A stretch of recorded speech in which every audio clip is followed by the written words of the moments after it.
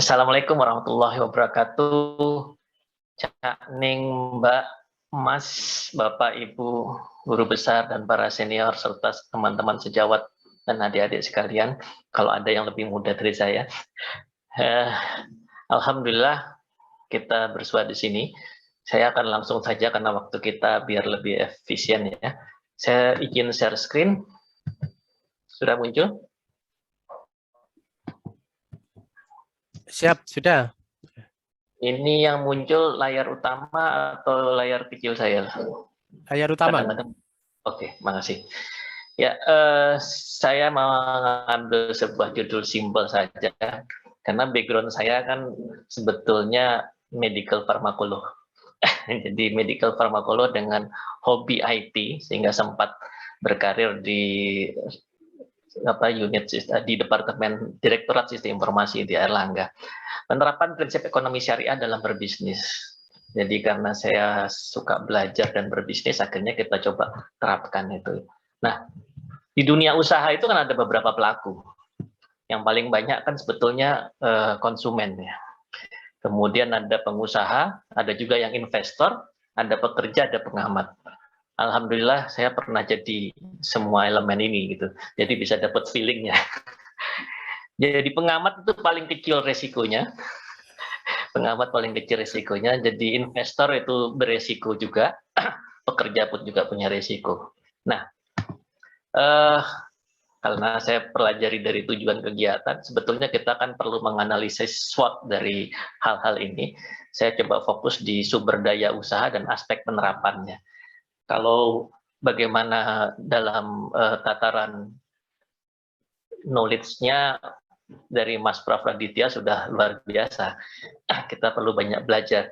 Kemudian dari pengalaman dalam satu industri spesifik, kita sudah dengarkan luar biasa dari Bu Nur tadi, sesi pertama.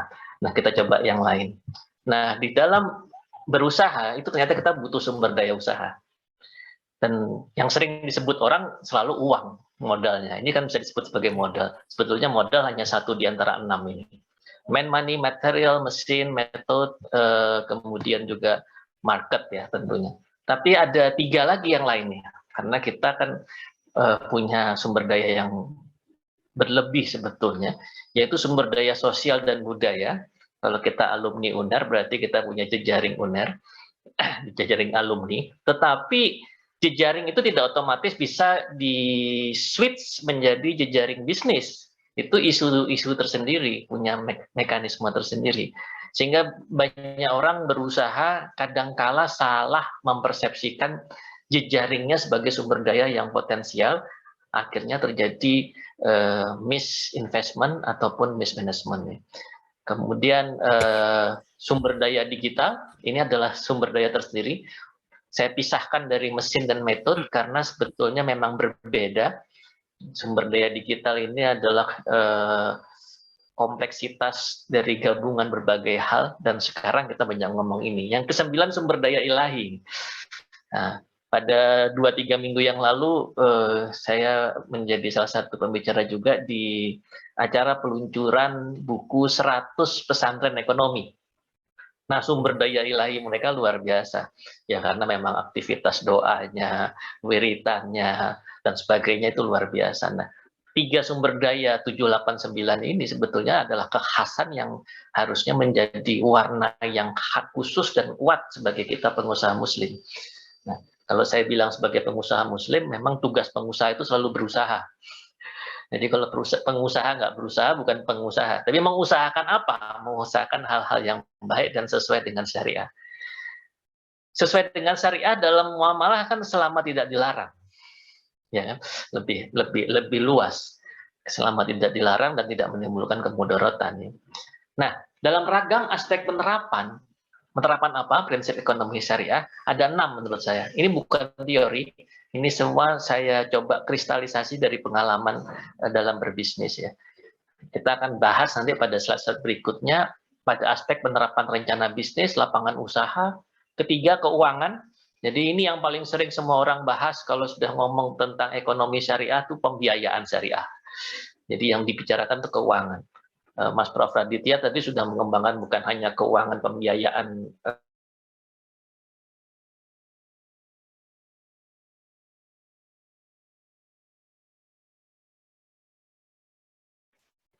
Yang kelima, bagaimana kemitraan. Yang keenam, pengembangan dan keberlanjutan bisnis. Jadi kalau kita ngomong prinsip ekonomi syariah, itu tidak hanya ngomong tentang modalnya harus syariah.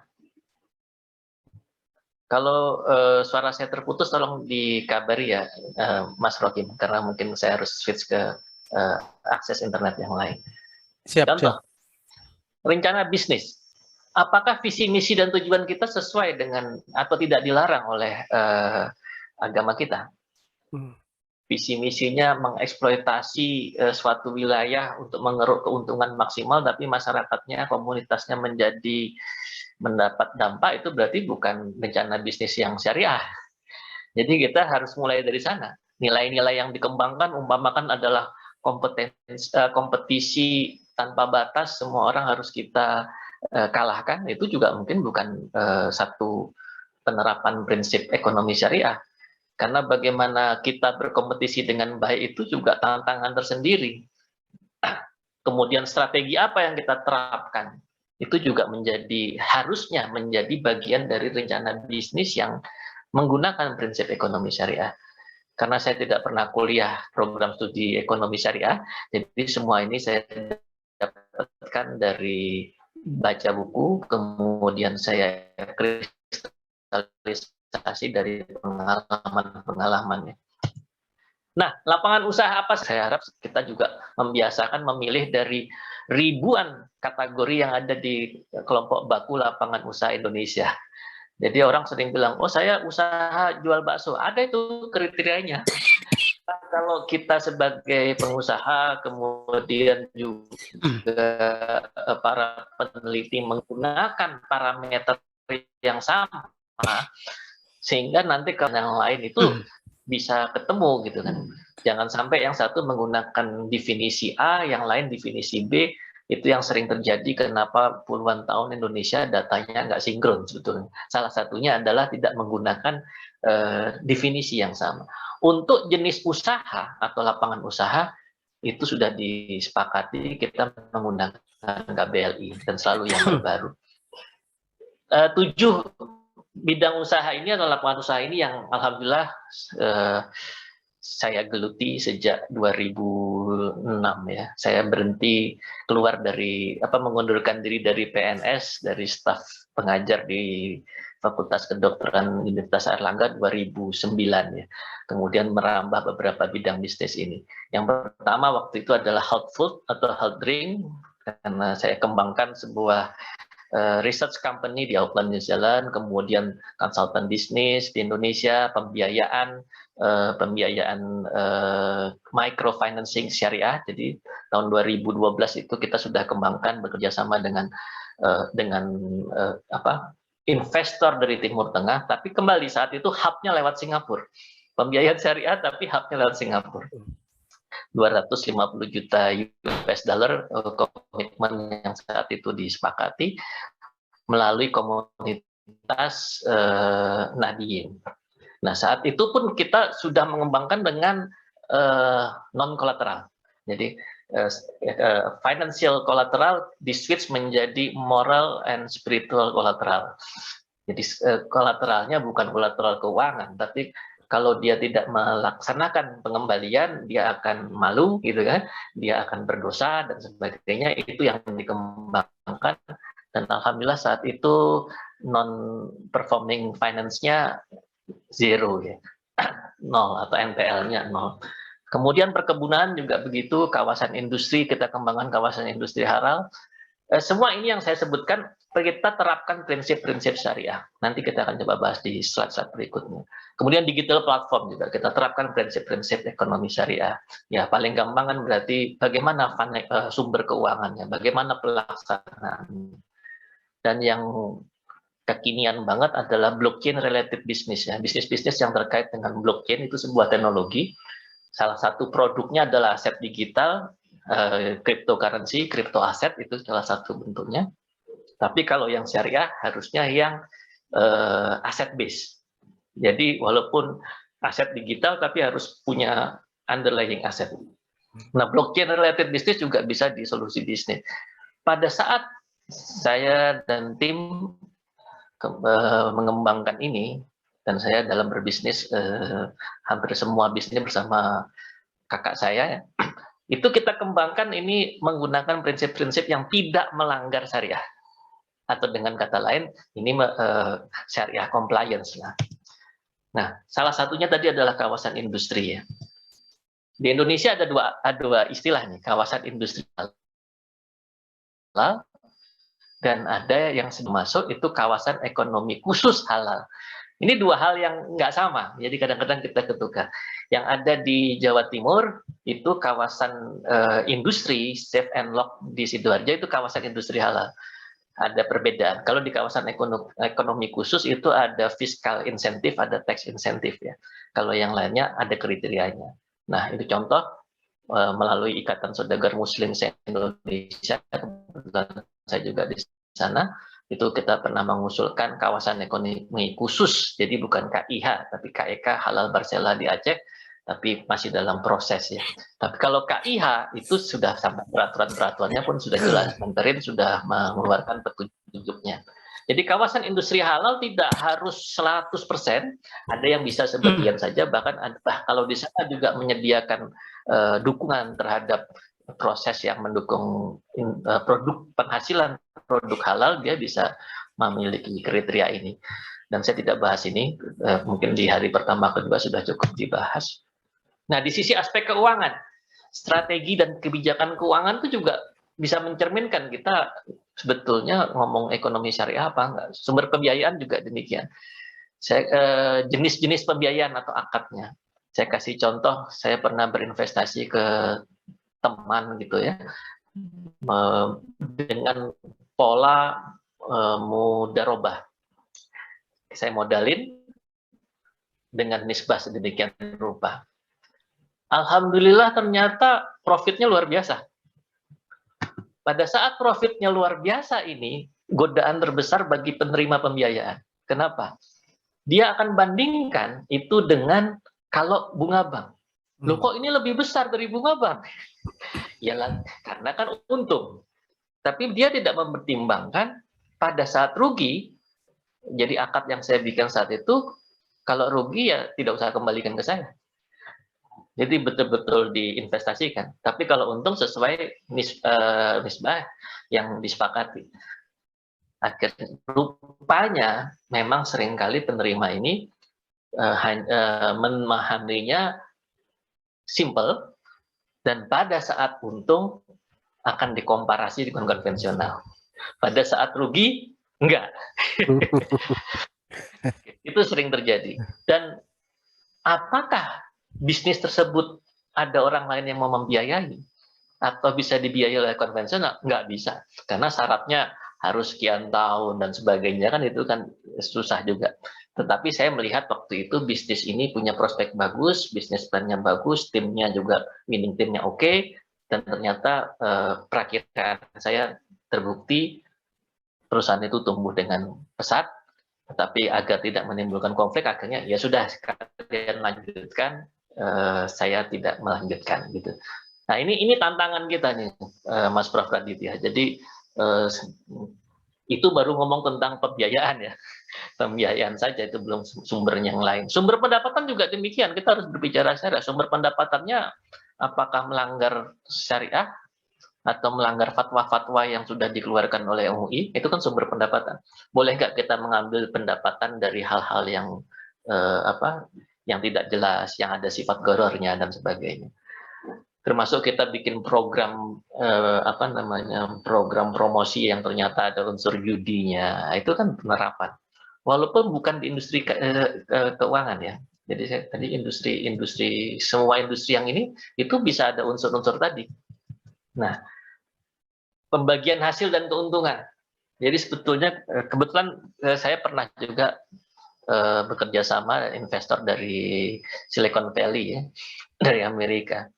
Prinsipnya syariah kita gunakan, tapi pakai bahasa yang lebih bisa dipahami, revenue sharing, profit sharing, itu kan sebetulnya kan bagi hasil, nisbah. Nah itu, jadi pembahasan juga kadang-kadang menentukan, sehingga sebetulnya prinsip ekonomi syariah itu kan tidak hanya untuk bisnis yang berbau dengan atau yang bernuansa Islami ataupun kegiatan-kegiatan ibadah. Nah, yang paling penting nih PSAK syariahnya diterapkan nggak, gitu kan? Karena untuk PSAK ini apa singkatannya, Prof. Raditya? Standar akuntansi keuangan syariah, P-nya saya lupa. Pedoman. Pedoman standar. Bukan pedoman, Bukan apa-apa. pedoman, ya. Prinsip. Penentuan atau prinsip, lupa. Ini teman-teman di akuntansi mungkin yang lebih paham. Jadi ada PSAK syariah, tapi kalau untuk yang umum kan ada lagi. Hal-hal seperti ini, jadi ya saya belajar satu persatu untuk kemudian diterapkan. Seringkali kalau bahkan di perusahaan yang sudah ada Dewan Pengawas Syariahnya, kadang-kadang hal-hal yang di luar aspek keuangan juga tidak menjadi kajian kan, apalagi diimplementasikan. Sumber daya insani itu juga sama, strategi rekrutmen kita gimana? Sistem kompensasi dan penghargaan kita dolim nggak sih?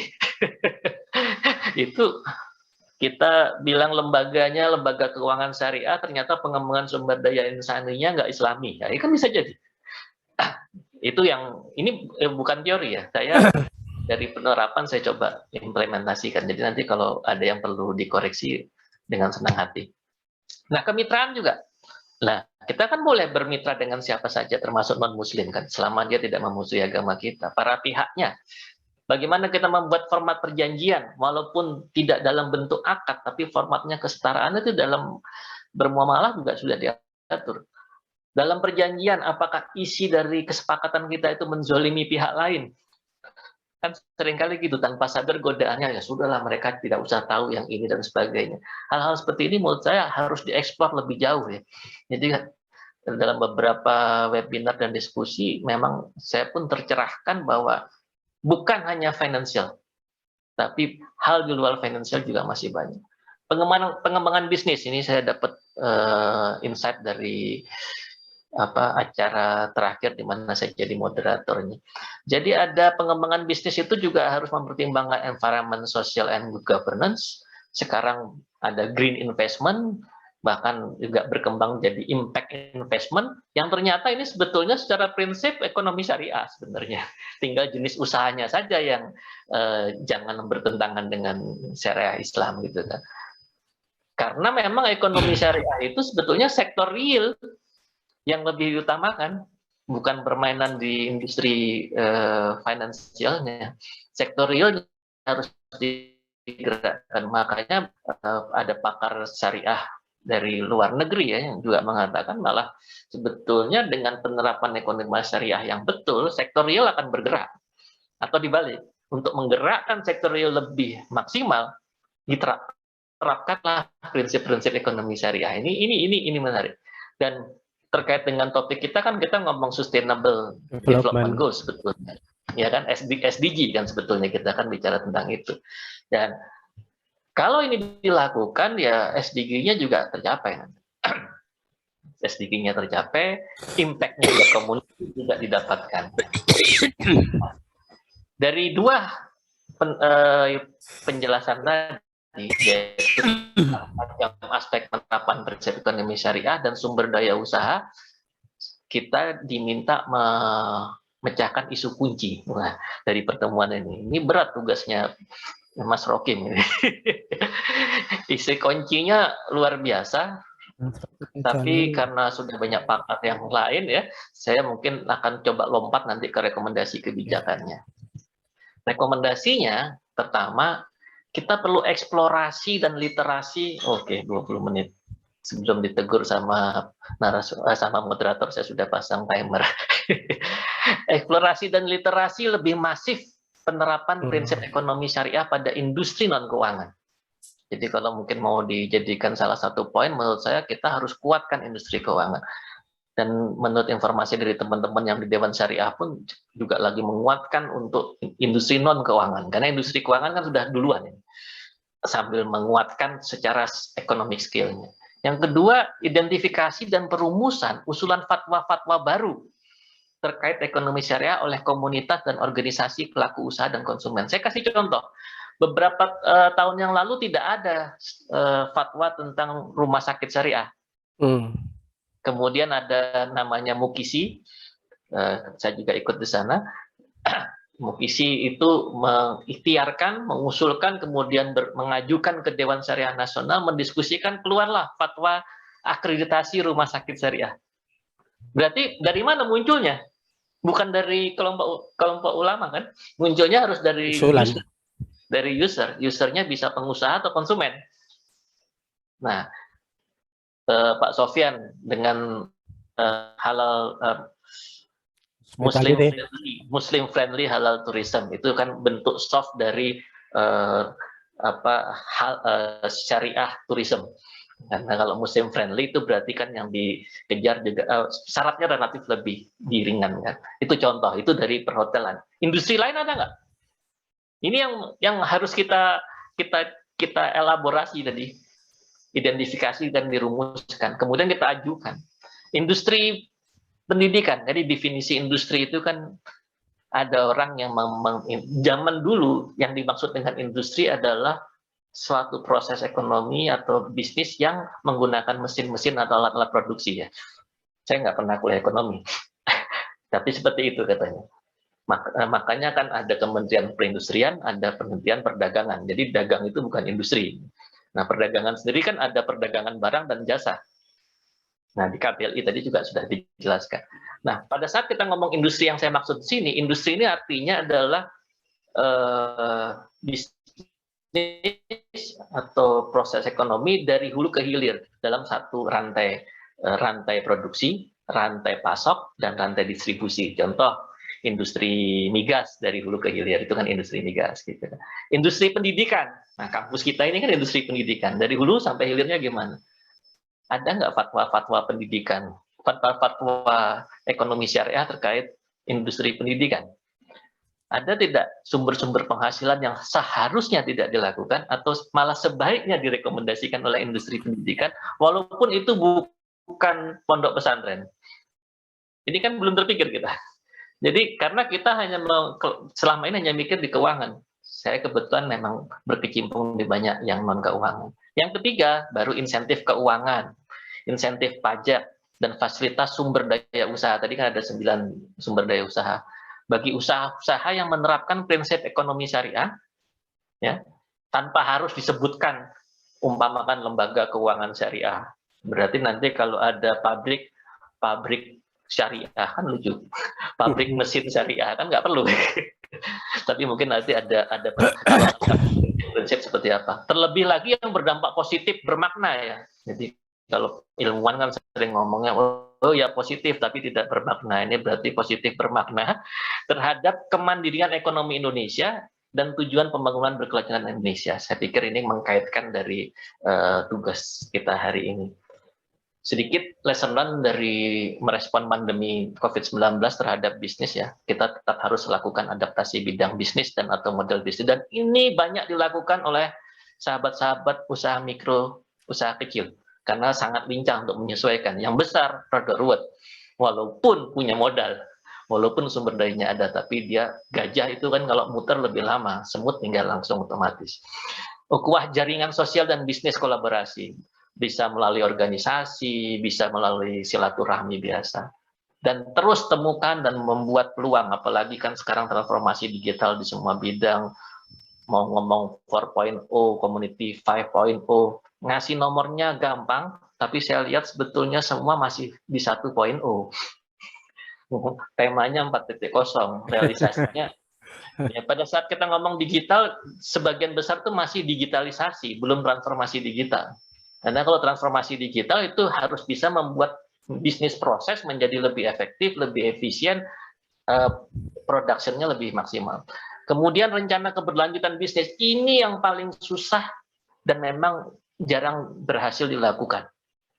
Makanya kelas usaha itu kan paling besar 90% lebih itu ada di usaha mikro.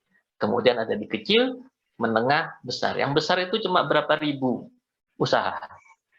Yang besar, yang menengah itu hanya berapa puluh ribu. Nah, sekitar 60-80 ribu. Yang kecil hanya beberapa ratus ribu. Yang mikro 60 juta. Nah, jadi saya pikir itu penting untuk kita kembangkan.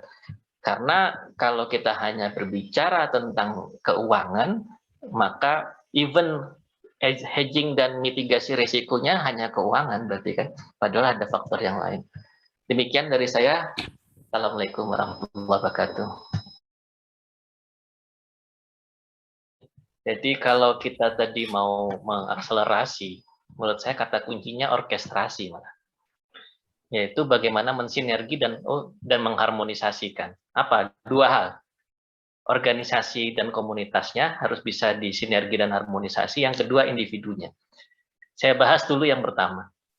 Di Indonesia sekarang untuk membantu pemerintah dalam ekonomi dan keuangan syariah, ada Komite Nasional Ekonomi Keuangan Syariah. Ini yang menyerap, memberikan masukan-masukan untuk kepada pemerintah, ini dalam bahasa awamnya ya, untuk bagaimana pengembangan ekonomi syariah. Semua merujuk ke sana. Kemudian ada masyarakat ekonomi syariah, MES, yang mengorkestrasi sebetulnya stakeholder lainnya semua untuk bersama-sama agar jadi mitranya pemerintah. Kemudian ada Kadin yang sekarang pun sudah membentuk Badan Ekonomi Syariah di bawahnya Kadin. Belum pernah itu, baru sekarang ada. Jadi Badan sebetulnya Ekonomi Syariah. Ya, BES, BESK, Badan Ekonomi Syariah Kadin di pusat itu. Kemudian kita juga ada Ikatan Saudagar Muslim se-Indonesia. Itu seperti versi dalam bentuk yang berbeda adalah Kamar Dagangnya Islam lah sebetulnya, maksudnya seperti itu untuk di Indonesia. Yang didirikan oleh PBNU, PP Muhammadiyah, MUI dan ITSMI, 4 ormas besar ini ada di sana. Dan kemudian ya catat-catatnya nanti nih. Kemudian ada Himpunan Pengguna Din atau HPN. Artinya tadi kan Islam semua nih. Ini yang NU saja. Ada juga Jaringan Saudagar Muhammadiyah. Dan ada lagi lain-lain. Nah, yang sudah ada kata-kata Islamnya atau NU-nya atau Muhammadiyah dan lain-lain, harusnya itu kan ke ekonomi syariah. Implementasinya menjadi tantangan bersama. Bahkan Kadin saja sudah membentuk Badan Ekonomi Syariah. Gitu kan? Betul. Jadi 1, 2, 3. Yang keempat, pesantren sudah dirilis kemarin daftarnya, tapi masih banyak daripada itu. Sudah 100 pesantren ekonomi. Karena dalam arus baru ekonomi Indonesia, di mana ekonomi syariah menjadi arus barunya juga, itu ternyata peran pesantren signifikan. Karena sudah ada jejaringnya. Jumlah pesantren yang 27.000, santrinya sekian juta, alumninya dan sebagainya. Kelima, perguruan tinggi. Ya seperti yang kita lakukan sekarang sebagai alumni UNER. UNER punya pusat-pusatnya juga. Perguruan tinggi juga perlu di sinergi dan harmonisasi. Jadi sebetulnya nggak kurang yang bergerak di bidang ini, tapi ya sinergi dan harmonisasinya yang belum maksimal karena semua jalan-jalan sendiri. Saya tidak sempat temukan filenya. Saya pernah menggambar ekosistem siapa saja sih yang bermain tanda petik dalam ekonomi syariah ini. Karena kita harus tahu, kalau yang 1, 2 ini udah clear. Yang ketiga kan Kadin kan satu-satunya memang menurut undang-undang untuk Kamar Dagang. Makanya ada Badan Ekonomi Syariah. Yang lainnya kan mendukung sebetulnya. Yang ini kan komunitas. Ya kan? Kemudian pesantren juga punya kekuatan. Bahkan ada pesantren yang sudah bisa dari hulu ke hilir untuk bisnisnya. Bahkan ada pesantren yang punya aset triliunan. Itu kan mengagetkan buat orang yang nggak mengerti. Perguruan tinggi ternyata tidak hanya perguruan tinggi yang berbasis Islam atau teologis, tapi juga seperti Erlangga sudah ngomong tentang syariah. Nah, yang ke-6, ke-7 nih, pengusaha, individunya sendiri nih, karena pengusaha kan juga individu ya, bukan organisasi. Itu harus terorkestrasi juga.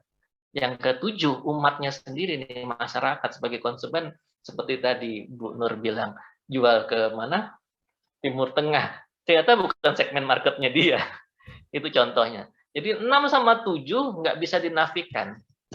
Yang seringkali 1 sampai 5 merasa mampu mengendalikan 6 sampai 7. Menurut saya tidak bisa seperti itu. Nah, ini sekarang kita berharap banyak dengan 2 yang di atas ini, ya, karena role-nya sudah clear. Yang menariknya, seperti Prof. Raditya ini kayaknya ada di beberapa tempat dari 1 sampai 7. Saya juga ada di beberapa tempat. Dan itu saya belum selesai. Saya coba memetakan individu-individu yang ada di situ, yang multiperan itu ternyata banyak. Mas atau Cak Rokim. Jadi banyak orang yang ada di beberapa tempat, tapi dia pun tidak mengorkestrasi perannya itu. Karena tidak ada yang mengorkestrasi secara besarnya. Betul. Kemarin saya sudah usulkan pesantren juga harus ada yang mengorkestrasi di level pesantren. Karena apa? Program dari Kementerian Agama ada, program dari Kementerian Perdagangan ada, perindustrian ada, BI ada. Bingung pesantren ini sing buat akad yang mana ya? Yang sesuai buat dia yang mana? Kapasitas untuk self assessment-nya belum terbentuk gitu kan. Tapi bukan berarti dia nggak bisa bisnis, karena pesantren itu aslinya kan sudah mandiri. Pada dasarnya sudah mandiri. Jadi perlu nih pemetaan individu. Iya. Saya ada di MES, saya ada di nomor 3, saya tidak ada di pesantren hari ini, perguruan tinggi juga tidak, saya juga pengusaha, saya juga 7. Prof. Raditya di mana? Gitu kan. Mas Rokim di mana gitu kan. Nah, pada saat di-mananya itu masing-masing kasih tools memapping, oh saya bisa titip ini di sini, titip ini di sini. Kalau tentang kebijakan pemerintah itu sebenarnya kan ada di KNEKS. Mensuarakan dari pengusaha kan ada di sini. Ya kan? Jadi tempatnya harus pas itu loh. Kalau nggak percuma kita ngomong di sini. Tapi kalau analisisnya metodologis, analisisnya tentang konsep, analisisnya tentang sainsnya, ya yang kita lakukan ini pas ini. Ya kan? Nah, kemudian MES diminta oleh pemerintah untuk mengorkestrasi ini semua di luar KNEKS. Jadi saya tuh membayangkan kalau ada daftar, saya coba bikin tapi belum selesai. Jadi saya bikin matriks, ini si A, B, C sampai 100 atau 1000, ini organisasi ataupun lembaganya kelihatan orang ini ada di mana aja sih. Itu belum ada yang punya itu. Data itu. Demikian jawaban saya. Untuk mengakselerasi ya. Jadi jawabannya adalah orkestrasi secara organisasi atau yang kiri 1 sampai 7 dan secara individu. Demikian. Terima kasih. Saya coba pendek-pendek. Terima kasih Pak Nanang. Jadi untuk akreditasi rumah sakit syariah sudah ada panduannya, ada parameternya. Nanti bisa di-googling saja, itu sudah ada dan sudah ada organisasinya, bisa diakses. Dan itu tidak harus rumah sakitnya rumah sakit berbasis agama selama memenuhi kriteria itu kan ada kriterianya, rumah sakitnya harus ini. Ada parameternya. Jadi saya tidak sempat jelaskan secara detail. Jadi kalau kita seperti rumah sakit punya akreditasi nasional, punya internasional, kalau tambah lagi punya akreditasi sebagai rumah sakit syariah kan added value-nya nambah. Daya jualnya nambah. Dan itu yang mau dijual juga untuk luar negeri juga. Kemudian tadi mana? Itu ada pertanyaan menarik, Prof. Soal Gus Ripa ini dari dokter menjadi ekonomi. Oke. Pada prinsipnya saya mau menjawab sebagai mantan akademisi ya. Pada prinsipnya waktu kita sekolah S1, kita itu kan hanya diajarkan cara berpikir. Bahwa kita ada di fakultas mana itu hanyalah konteks keilmuannya, tapi yang diajarkan adalah cara berpikir. Jadi seperti otak kita dibikinkan, disusun cara berpikirnya, proses berpikir kritisnya sampai pengambilan keputusannya. Pada prinsipnya itu. Pada S2 kita diberi kemampuan untuk pendalaman, mastery. Pada S3 kita diminta untuk dapat mengembangkan keilmuan. Betul kan prinsipnya seperti itu. Jadi sebagai seorang dokter yang pernah S1, saya sebetulnya sudah dikasih modal untuk mempelajari hal-hal yang lain. Begitu juga untuk bidang ilmu yang lain. Nah, kenapa kemudian muncul menjadi bukan ekonom saya? Saya pelaku ekonomi syariah. Ya, karena I'm a Muslim kan, dan saya melihat bahwa memang ini harusnya berbisnis seperti ini. Dan saya ada di organisasi-organisasi terkait yang memang memperjuangkan hal-hal itu. Otomatis saya harus belajar. Ya, saya beruntung karena di kedokteran ada prinsip yang sampai hari ini masih saya pegang, karena dulu juga saya ikut menggetol seperti itu, menyebarkannya kepada mahasiswa, yaitu lifelong learning, ya, belajar sepanjang hayat. Jadi ada hal baru ya kita pelajari, ada hal baru ya pelajari. Jangan kungkung batasi prodi Anda, dengan kungkung atau batasi apa yang Anda pelajari karena Anda ada di prodi X. Prodi itu hanya dasar. lebih daripada itu harus diperluas.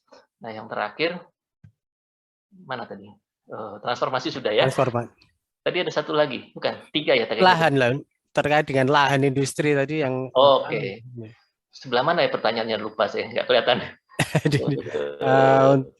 Pengalaman untuk mendirikan kawasan industri di luar Jawa terkait dengan ini apa lahan? Ya, kendala terbesar memang KEK itu kawasan industri adalah lahan. Itu kendala terbesar. Saat ini memang saya anggota Komite Pengembangan Kawasan Industri Halal di Masyarakat Ekonomi Syariah di pusat. Jadi memang kebetulan juga berinteraksi di situ. Sempat bersama teman-teman juga berusaha mengembangkan kawasan industri, di mana di situ ada hospital tourism, yang persis yang kayak Prof. Radit tadi sampaikan. Ternyata ada turis-turis asing itu yang mau berhari tua dan berobat di Indonesia. Ada, market itu ada. Dan Indonesia termasuk salah satu pilihannya. Kita sudah pernah melakukan studinya. Dan sayangnya kena pandemi, jadi masih tertunda. Wisata hari tua itu, Prof. Ya, ternyata Indonesia kan memang relatif murah, terjangkau. Jadi bukan hanya health-nya, tapi hari tua sampai meninggalnya. Itu ya, kita menjadi opsi itu. Dan itu dijadikan kawasan industri halal integrated. Nah, memang tantangan terbesar adalah lahan. Kalau yang kedua sebetulnya yang menurut saya tidak kalah besar daripada lahan, sebetulnya bahkan mungkin nomor 1, konsep kawasannya itu sendiri unggul apa enggak? Orang kan sering cuma, oh saya punya wilayah ini kawasan, gitu kan? Apakah posisinya tepat? Kemudian rantai produksi, rantai pasok, rantai distribusinya itu sudah bisa ada di situ, gitu kan? Bangunnya ternyata tidak terkait. Nah, mengharapkan otomatis pengusaha masuk. Pengusaha pasti akan ngitung. Kalau di sana saya bisa survive tidak, apalagi bisa bertumbuh apa tidak. Itu saja jawaban saya.